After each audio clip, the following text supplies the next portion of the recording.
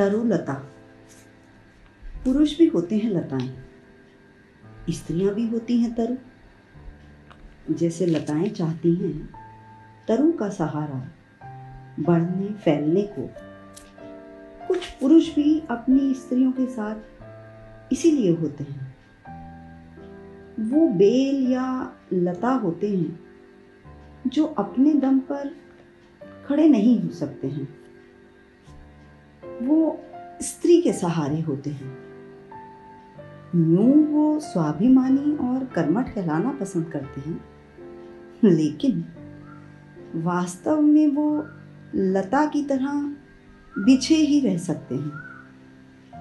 वहीं नीचे फलते फूलते और विकसित होते हैं, किंतु पुरुष अहम के चलते वो खुद ही इसका श्रेय लेते हैं।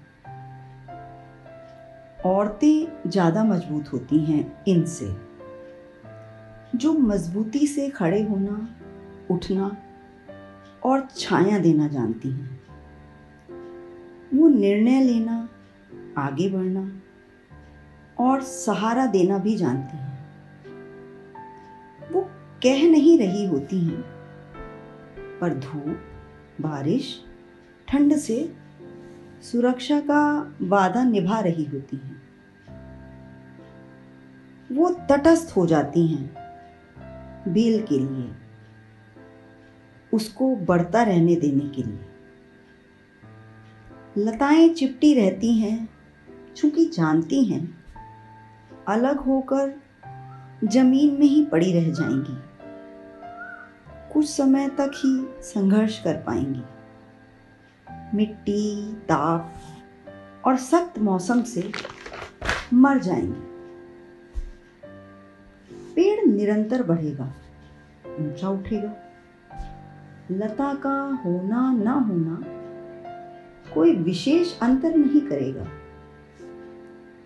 सिवाय इसके कि उससे पेड़ की खूबसूरती बढ़ जाती है, अकेलेपन को कोई संगत मिल जाती है।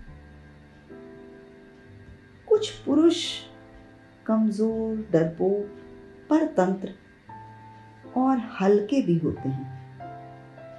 वो बस लता ही हो सकते हैं।